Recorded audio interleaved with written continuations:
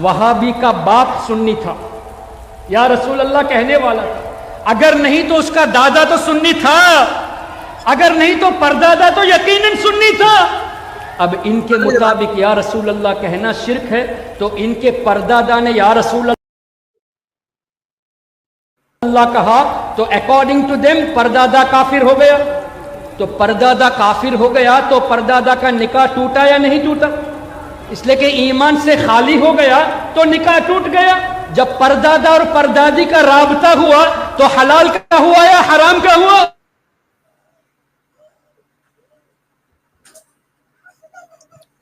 کچھ technical problem ہے، ایک منٹ میں ویڈیو واپس لا رہا ہوں، جسٹ ایک منٹ۔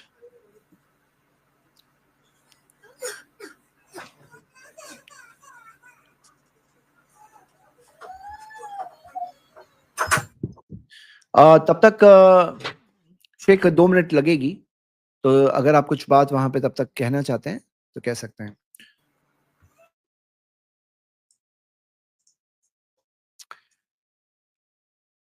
اچھا، یہ جس طرح یہ بات کہہ رہے ہیں شیخ کفایت جو کہ سامنے نہیں ہے، جب ایمان سے گیا تو دادا دادی کا نکاح حرام کا ہوا،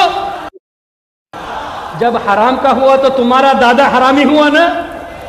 اے وہابی تم اپنے دادا کو حرامی کہتے ہو، شرم نہیں آتی؟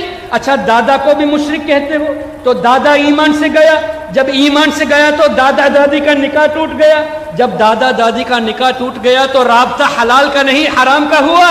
جب تمہارے دادا کا رشتہ حرام کا تھا تو تمہارے باپ کو تم حلالی نہیں حرامی کہتے ہو۔ اور اے وہابیو، تم اپنے باپ کو بھی مشرک کہتے ہو یا رسول اللہ کہنے پر، تو تمہارے عقیدے کے مطابق تمہارا باپ کافر ہو گیا، جب باپ کافر ہوا تو ماں باپ کا نکاح ٹوٹ گیا، جب نکاح ٹوٹ گیا تو تمہارے ماں باپ کا رابطہ بھی حرام کا ہوا۔ اپنے ماں باپ کا رشتہ توڑ کر تم اپنے کو حرامی ثابت کرتے ہو، جب تم خود حلالی نہیں تو ہمیں کیا نصیحت دینے آ رہے ہو؟ پہلے اپنا حلالی ہونا ثابت کرو، اس کے بعد نصیحت کی بات۔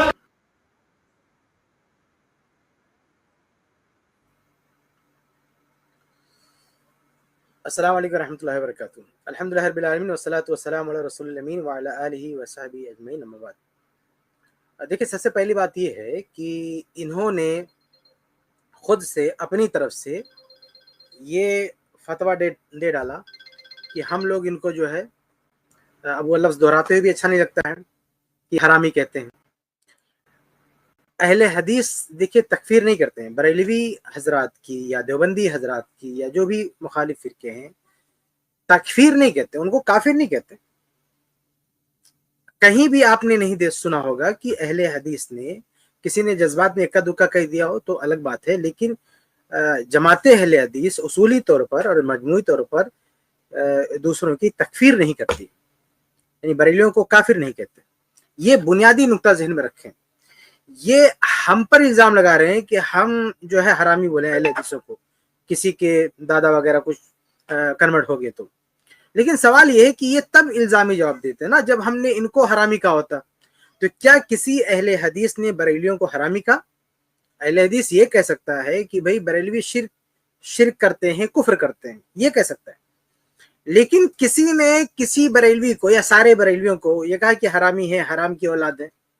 اگر تم پر کسی اہل حدیث نے اس طرح کا الزام لگایا ہوتا، اس طرح کی گالی دی ہوتی اور اس کی یہ دلیل دی ہوتی کہ تم حرامی اس لیے ہو کیونکہ تم نے شرک کیا ہے، کفر کیا ہے، تو چونکہ تم حرامی ہو گئے اور حرام کی اولاد ہو، تو پھر تم پلٹ کے اہل حدیثوں کا آ کے کوئی الزامی جواب دیتے۔ بھیا یہاں اہل حدیثوں نے تو فتویٰ ہی نہیں دیا کہ تم لوگ حرامی ہو، کبھی نہیں کہا۔ تو جب اہل حدیث نے کوئی فتویٰ ہی نہیں دیا، تکفیر کی ہی نہیں ہے، تو وہ کیسے حرامی بولیں گے؟ نہ تمہیں حرامی بول رہے ہیں اور نہ کوئی اگر بریلوی کنورٹ ہو گیا اہل حدیث ہو جائے، یا اس کا باپ اہل حدیث ہو گیا ہو یا وہ اہل حدیث نہ ہوا ہو، تو کوئی بھی اہل حدیث عالم جو ہے تکفیر نہیں کہتا بریلوی کی، چاہے وہ بریلوی ان کے گروپ کا ہو، چاہے وہ بریلوی کسی اہل حدیث کا رشتہ دار ہی کیوں نہ ہو، وہ تکفیر نہیں کہتے۔ اور جب کافر نہیں کہتے ہیں تو پھر اس حرام اور اس طرح کی گالی گلوج اور اس طرح کی بات کہنے کا کوئی مطلب نہیں بنا۔ تو یہ بنیادی طور پر موقف سمجھ لے کہ اہل حدیث کا موقف کیا ہے۔ یہ اپنے اوپر انہوں نے اہل حدیثوں کو قیاس کر لیا نا۔ یہ کیا کرتے ہیں، یہ ذرا سی بات پہ کافر کہہ دیتے ہیں۔ اور کافر صرف کافر نہیں کہتے, کافر کہنے کے ساتھ نکاح بھی توڑ دیتے, یہاں تک کہ کہتے ہیں کہ کسی نے وہابی سے مسافہ کر لیا تو بھی کافر ہو گیا, اس کا نکاح ٹوٹ گیا, کہتے اس کا نکاح ٹوٹ گیا. تو انہوں نے اپنے اوپر اہل حدیثوں کو بھی قیاس کر لیا. جس طرح سے یہ کفر کے فتوے بانٹتے ہیں, تکفیر کے گولے چلاتے ہیں, سب کو کافر کہتے ہیں, تو ان کے یہاں یعنی ان کی نظر میں کافر ہوا نکاح ٹوٹ گیا, سلام کیا کافر ہوا نکاح ٹوٹ گیا, تو یہ سمجھتے ہیں کہ ہماری طرح اس طرح کی بیوقوفی والے فتوے یہ لوگ بھی دیتے ہوں گے. حالانکہ اہل حدیثوں کے ایسا بالکل بھی نہیں ہے, اہل حدیث تکفیر نہیں کرتے ہیں, اور جب تکفیر نہیں کرتے ہیں تو اس طرح کی کوئی بات آ ہی نہیں سکتی. الٹا بات ان پر جاتی ہے, یہ بات ان پر جاتی ہے, چونکہ یہ لوگ تکفیر کرتے رہتے ہیں, یہ لوگ کافر قرار دیتے رہتے ہیں, تو ان کے یہاں بھی تو مسئلہ ہوتا ہے. یعنی کوئی دیوبندی, جس کو یہ لوگ دیوبندی بولتے ہیں, ان کو بھی کافر بولتے ہیں.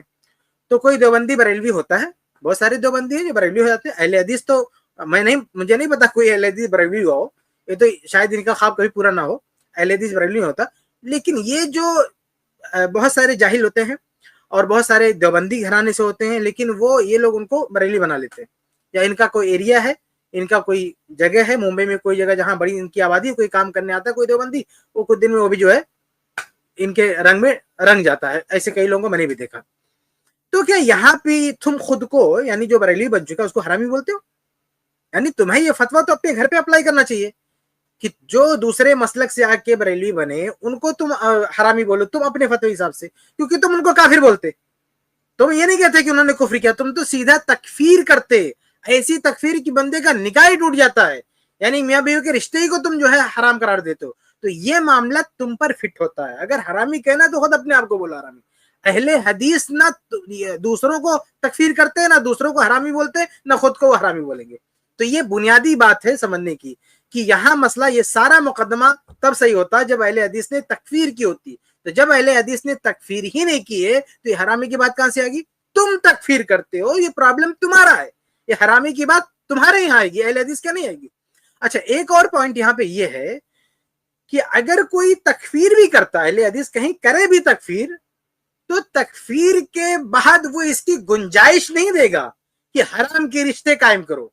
یعنی اہل حدیث اگر کسی کو کافر بولے گا تو کافر بولنے کے بعد اگر کبھی بولا بھی, کوئی ایسا موقع پڑا جیسے قادیانی کافر ہے, تو ایسا اگر اہل حدیث نے کسی خاص شخص کی تکفیر کی بھی کبھی بھی کسی وجہ سے, تو پھر وہ اہل حدیث یہ گنجائش نہیں دے گا کہ اس کافر کے نکاح میں کوئی مسلمان عورت رہے, وہیں وہ رشتہ ختم ہو جائے گا, وہیں وہ جوڑا ختم. وہاں حرام جو ہے اولاد کی پیدائش کا سوال ہی پیدا نہیں ہوتا ہے. جیسے کوئی نان مسلم ہے, اگر وہ مسلمان ہو جائے گا تو مسلمان ہونے کے بعد وہ غیر مسلم سے تعلق نہیں جو ہے بنا سکتا ہے, وہ فوراً تعلق اس کو ختم کرنا پڑے گا. تو اس کے بعد اگر وہ نئے سرے سے شادی کرے گا تو اس کی اولاد کو حرام نہیں بولیں گے. وہ تو جب غیر مسلم تھا تو اس کا معاملہ الگ ہے, لیکن مسلمان ہونے کے بعد وہ اس کو یہی تاکید کی جائے گی, یہی بتایا جائے گا کہ نئے سرے سے تم شادی کرو, مسلمان سے شادی کرو. تم مسلمان ہو گئے, کفر سے تم نکل گئے, تو اب ایسی عورت کے ساتھ تم رشتہ نہیں بنا سکتے, اس کو نکاح میں نہیں رہ سکتے جو مسلمان نہ ہو.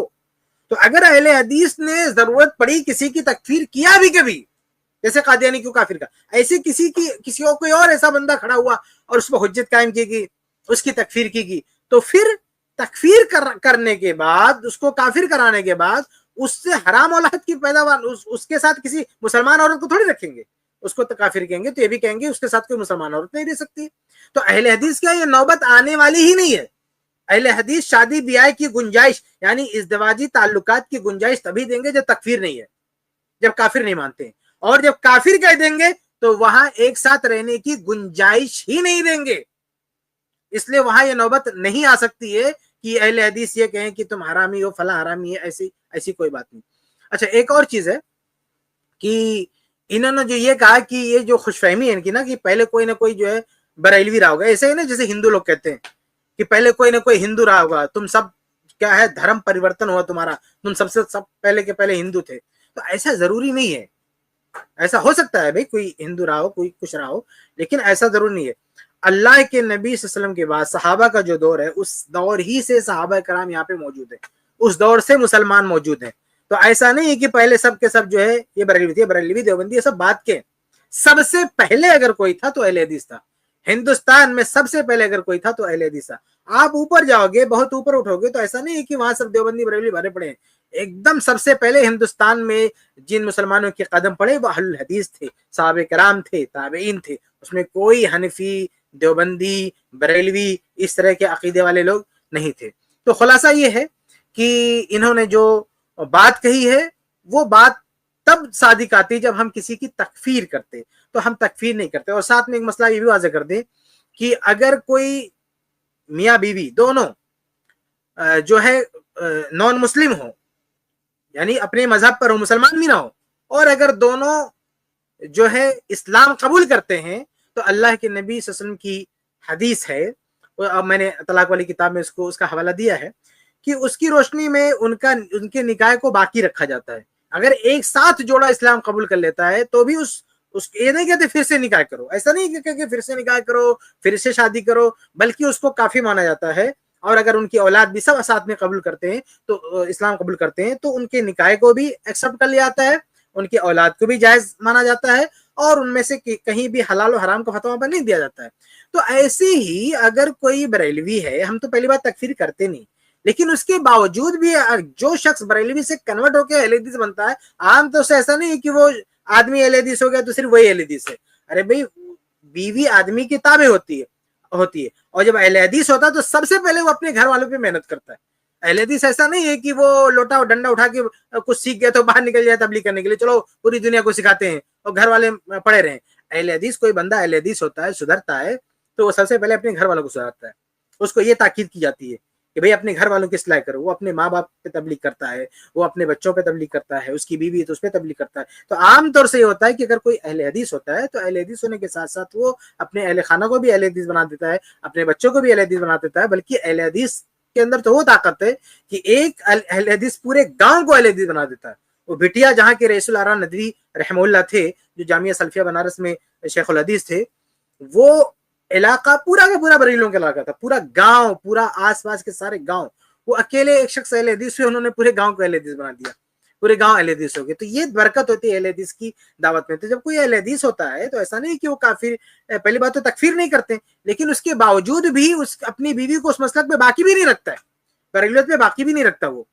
तो इसलिए जब अहले हदीस हो गया तो वो उसकी बीवी भी अहले हदीस जाती है। तो यहाँ ऐसा कोई मसला नहीं है। और अगर वो अहले हदीस ना भी हो, अगर शौहर अहले हदीस हो गया, बीवी बरेलवी है, अपने मसलक पर भी है, तो भी अहले हदीस तकफीर नहीं करते।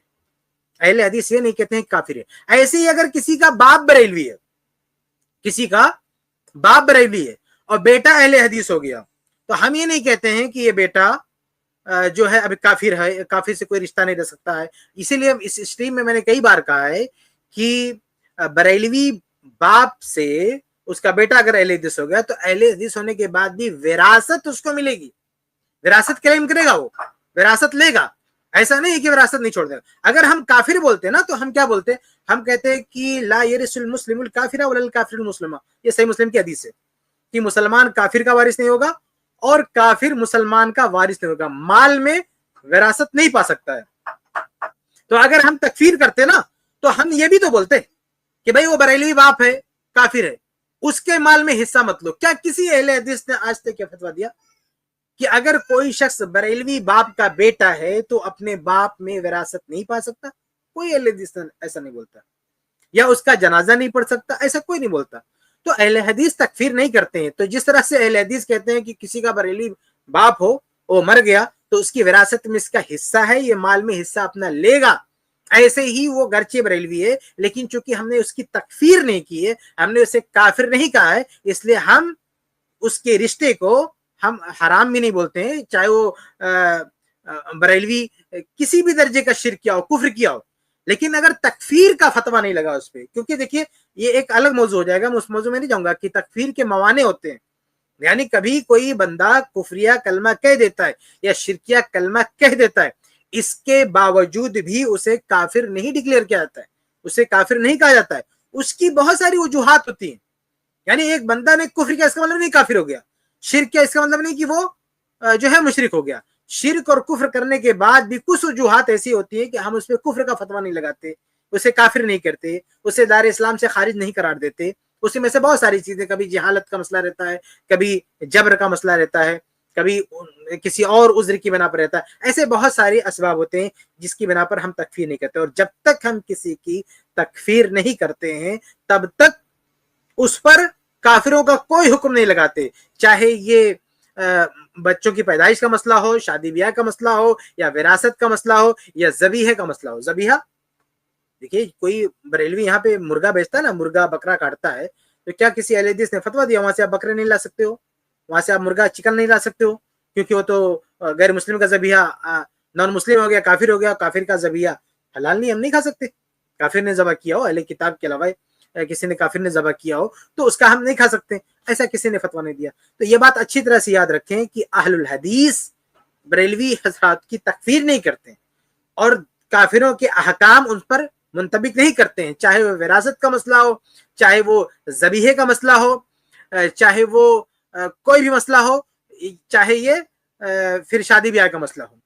یہ اہل حدیث ان پہ تکفیر نہیں کرتے. تو اصل بنیادی بات یہ ہے کہ چونکہ تکفیر نہیں کرتے اس لیے اہل حدیث ان کو حرامی نہیں بولتے ہیں. اور اگر آپ دیکھیں، اگر کوئی بریلوی ہو اور اس کی عورت بھی بریلوی ہو، تو آپ بتائیے اگر کوئی ہندو ہو آدمی اور عورت بھی ہندو ہو، وہ دونوں مسلمان ہو جائیں تو بھی ہم وہاں حرامی وغیرہ کی بات نہیں کرتے. بھائی وہ تو اسلام میں باقاعدہ اصول ہے کہ ان کی شادی کو باقی رکھا جاتا ہے.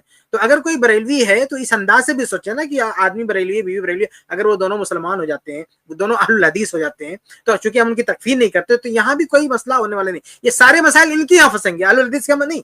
یہ حرامی وغیرہ کی بات ان کے یہاں آئے گی، کیونکہ یہ بیچارے اہل الحدیث کو یا پھر دیوبندی حضرات کو یہ کافر بولتے. تو یہ مسئلہ یہ ان کے گلے کی ہڈی ہے، یہ ان کا مسئلہ ہے. یہ حرامی یہ اپنے آپ کو بولیں، یہ حرامی اپنے بچوں کو بولیں، یہ حرامی خود کو بولیں، یہ ان کا مسئلہ ہے، ہمارا مسئلہ نہیں ہے. کیونکہ ہم جب تکفیر نہیں کرتے تو ہمیں اس طرح کے الفاظ استعمال کرنے کی ضرورت بھی نہیں ہے. جی